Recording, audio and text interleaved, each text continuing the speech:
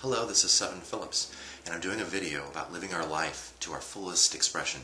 Now, this isn't just some utopian fluff video about you can do it. I'm dead serious that most of us are stifled in not living our lives to our fullest extent. I used to work in hospice, and I'd be a companion for people in the weeks while they passed away, and one of the greatest gifts these people gave me was teaching me about living my life. At any extent, if someone felt they lived their life unlived, it was one of their greatest regrets. So this teaches us that in the life that we have, in the short life that we have, this is what we got. And to live our life to its fullest extent is such a good thing to do.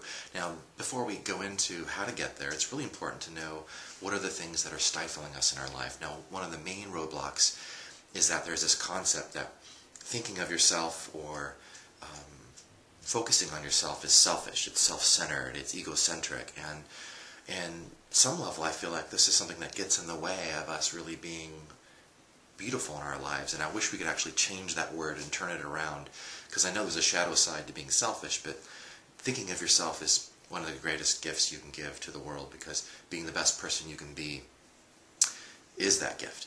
Another thing is that we dull ourselves down or make ourselves small with other people, and primarily when people are unhappy about their lives or feel like they haven't lived their lives to their fullest extent. If we believe that's true, we oftentimes don't want anyone else to see that we're doing that as well, so we dull ourselves down, and in some way, we're stifling ourselves by not living our lives to our fullest extent, perhaps because our parents had not, or that maybe some of our closest friends are unhappy in dead-end jobs. Who are we to live our lives, and who are we not to? And in some way, by doing this, we're giving other people the permission to do the same. One of the biggies is that we have negative beliefs about ourselves. This could be things that we learned in our childhood. Perhaps we weren't encouraged in ways to be the best person we can be. Or even in our adult life, we've had experiences where we feel like we've been failures. Oh, I've tried, but I failed at that. And I feel like these things add on to one another. And we develop these stories about ourselves that we're not capable of doing what other people are capable of doing. And we find that these are the things that kind of get in the way of us allowing us to really explore and be all that we can be.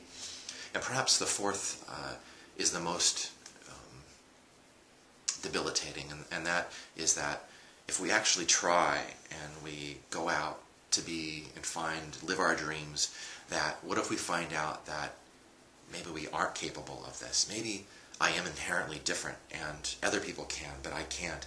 And that this is probably one of our darkest fears, is that if we go out and try because we don't know, what if we find out that it's actually true, that we're not capable? And this is probably one of the hardest things to face. All these things, though, and many more, get in the way of us really being alive in our lives. And each and every one of us is completely capable of doing more than we currently are. We're living our lives in a more beautiful and alive way. So if there's anything in your life you feel stifled by, if you feel like you're just kind of doing the grind in your life and showing up your life in some sort of half measure, it is not too late, and you are completely capable of doing this. And in my second video, I'll be talking about how to get there.